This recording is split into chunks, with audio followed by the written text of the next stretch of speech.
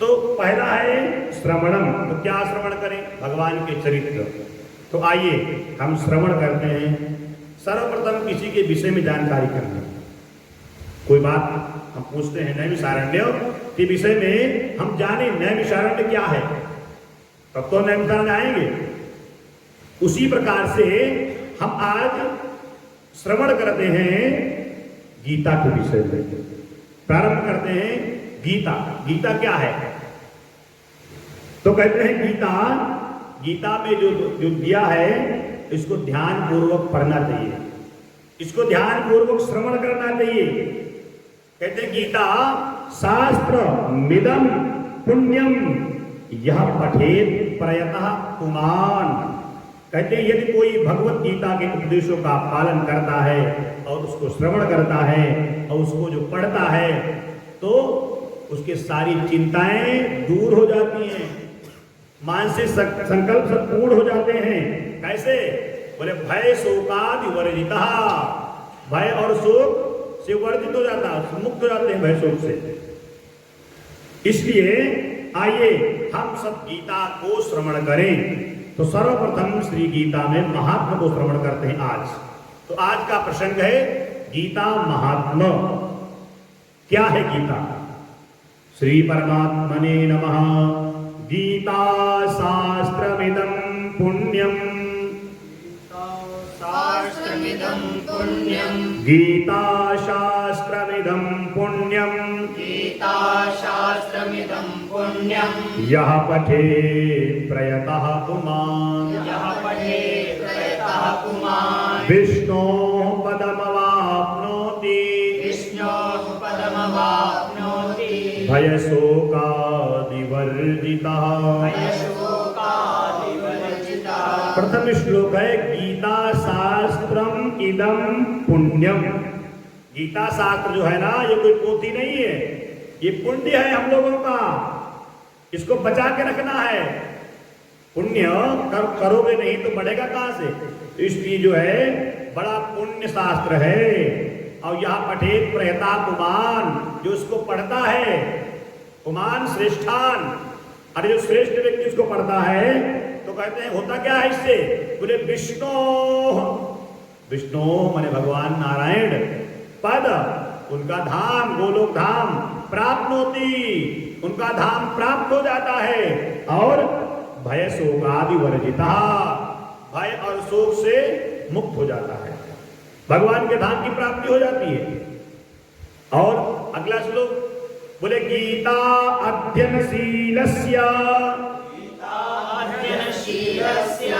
प्राणायाम परस्य च। प्राणायाम परस्य च। नैव सन्ति हि पापानि। नैव सन्ति पापानि। पूर्वजन्म कृतानि च। पूर्वजन्म कृतानि च। कहते हैं गीता अध्ययनशील व्यक्ति को और प्राणायाम करने वाले को, जो नित्य प्राणायाम करता है और जो गीता का पाठ करता है, तो नैव सन्ति हि पापानि, उसके पास में पाप टिकते नहीं हैं, चले जाते हैं। उसको देखते हैं तो भस्म हो जाते हैं, उसके पास आने की क्षमता ही नहीं पापों की। तो और एक ही जन्म नहीं, बोले पूर्व जन्म, पूर्व जन्म के किए हुए पाप भी नष्ट हो जाते हैं। ये गीता पढ़ने का फल है, प्राणायाम करने का फल है। अगले श्लोक में क्यों पढ़े गीता? गीता क्यों पढ़नी चाहिए? बोले मल निर्मोचनम पुंसाम। मल निर्मोचनम पुंसाम। जल स्नानम दिने दिने। जल स्नानं दिने दिने। सकृत गीतांभसि स्नानम। सकृत गीतांभसि स्नानं। संसार मलनाशनम। संसार मलनाशनम। कहते हैं मल निर्मोचनम पुंसाम। शरीर को, शरीर से मैल छुड़ाने के लिए क्या करते हो? क्या करते हो? स्नान करते हो ना। शरीर से मैल साफ करने के लिए नाना प्रकार की साबुन लगाते हो, अच्छा जल स्नान, ठंडा जल स्नान करते हो, जिससे हमारे शरीर का मैल साफ हो जाए। उसी प्रकार से सकृत गीताम वसिष्ठानम, जो इस गीता शास्त्र में प्रवेश करता है, अवगाहन करता है, इसमें स्नान करता है, तो संसार रूपी जो मल है वो आत्मा को कभी स्पर्श नहीं करता, आत्मा को स्पर्श नहीं कर सकता। आपकी आत्मा निर्मल हो जाती है, इसलिए गीता पढ़नी चाहिए। जैसे शरीर को शुद्ध करने के लिए हमको नहाना जरूरी है, हमको स्नान करना अति आवश्यक है, उसी प्रकार से आत्मा रंजन करने के लिए, आत्मा को निर्मल करने के लिए हमको गीता अध्ययन करना बहुत जरूरी है, नित्य करना चाहिए गीता। अगले श्लोक में कहते हैं क्या है गीता, क्यों पढ़े इसको, है क्या ये? बोले गीता सुगीता कर्तव्या, गीता सुगीता कर्तव्या, किमन्ये शास्त्र विस्तरे, मन्ये शास्त्र विस्तरे, या स्वयं पद्मनाभस्य, या स्वयं पद्मनाभस्य, मुख पद्माद्विनिसृता। मुखपद्माद्विनिसृता। अगले श्लोक कहते हैं कि गीता सुगीता, ये गीता नहीं है,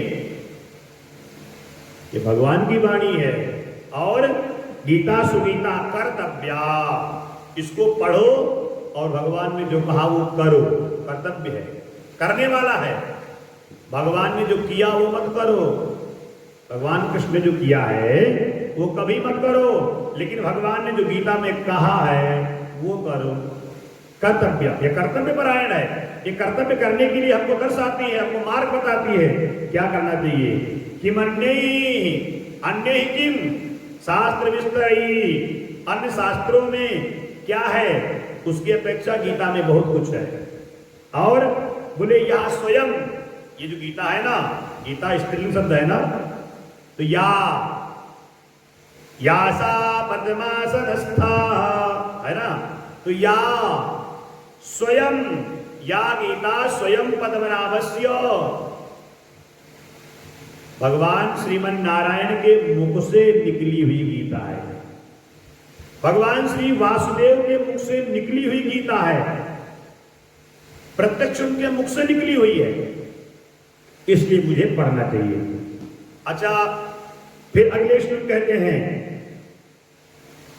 कि गीता क्यों पढ़े, क्यों पढ़े गीता? तो कहते हैं कि भारतामृत सर्वस्वम, भारतामृत सर्वस्वम, विष्णोर्भक्तादिनिःसृतम्, विष्णोर्भक्तादिनिःसृतम्, गीता गंगोदकं पीत्वा, गीता गंगोदकं पीत्वा, पुनर्जन्म न विद्यते। पुनर्जन्म न विद्यते। कहते हैं कि जो गीता का अध्ययन करता है और वो उसका पुनर्जन्म नहीं होता है। भारतामृत सर्वात्मा, जितनी भी आत्माएं हैं पूरे भारत में, पूरे विश्व में, कहते हैं कि विष्णुर वक्ता दिनिश्रितम, भगवान नारायण वक्ता बने और सारी आत्माओं के लिए ये दिव्य गंगा जल है। तो गंगा जलम पीत्वा, जो गंगा जल का, गीता रूपी गंगा जल का जो पान करता है उसका पुनर्जन्म नहीं होता, उसका मोक्ष हो जाता है, इसलिए पढ़नी चाहिए गीता। अगले श्लोक कहते हैं कि शरवोपनिषदो गावो, सर्वोपनिषदो गावो, दोग्धा गोपालनन्दनः, दोग्धा गोपालनन्दनः, पार्थो वत्सा सुधीर्भोक्ता, पार्थो वत्सा सुधीर्भोक्ता, दुग्धं गीतामृतं महत्, दुग्धं गीतामृतं महत्। सर्वोपनिषदो गावो, जितने भी उपनिषद हैं वो गाय के रूप में हैं। जितने भी उपनिषद बनाए गए हैं उनको मान लीजिए गाय के रूप में हैं। और दोग्धा, गाय को दुहने वाला, दोग्धा ग्वाला जिसे कहते हैं। तो ग्वाला कौन है? बोले गोपाल नंदन, गोपाल नंदन भगवान श्री कृष्ण वो ग्वाला बने। और बोले पार्थो बछड़ा बने। अरे गाय के नीचे से दूध कौन निकालता है? कौन निकालता है? ग्वाला निकालता है। लेकिन जब तक बछड़ा पलाता नहीं है गाय को, तब तक दूध ग्वाला निकाल नहीं पाता है। इसलिए पार्थ माने अर्जुन कुंती नंदन ये बने बछड़ा, पहले उन उपनिषदों रूपी गाय को पलवाया, तब भगवान ने दूध निकाला उन उपनिषदों से। और दूध कौन है? तो बोले सुधीर भोक्ता दुग्धम, वो दूध जो है वो वही दूध गीता अमृत रूपी है। दुग्धम गीता अमृतम महत, ये बड़ा दिव्य अमृत है, इसको पान करना चाहिए। और कहते हैं कि एकम शास्त्रम, अंतिम श्लोक, एकम शास्त्रम, एक ही केवल शास्त्र है जो भगवान ने कहा है, ये हम लोग पढ़ सकते हैं। बाकी किसी ने कहा है, किसी को किसी ने कहा है, लिखा है, लेकिन यही शास्त्र जो भगवान की वाणी है। एकम शास्त्रम देवकी पुत्र गीतम, एको देवो देवकी पुत्र एव।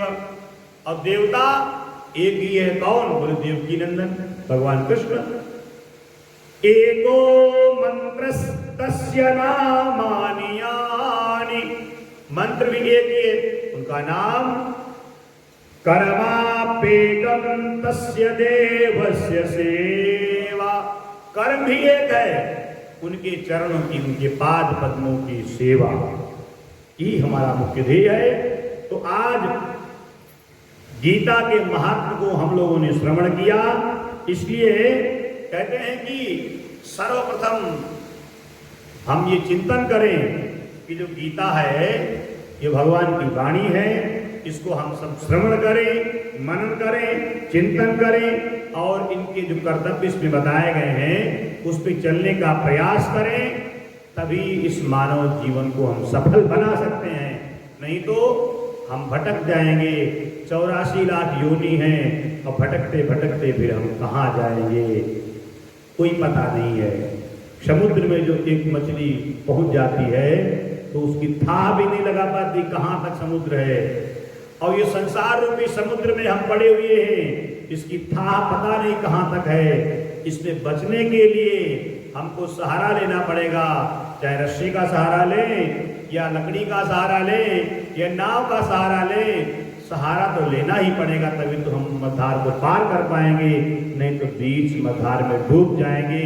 सहारा शास्त्र रूपी हो, सहारा गुरु रूपी हो, सहारा भगवान रूपी हो, सहारा चाहे मंदिर रूपी हो या मंत्र रूपी हो, कहीं न कहीं आपको सहारा तो लेना ही पड़ेगा इस भवसागर से पार होने के लिए।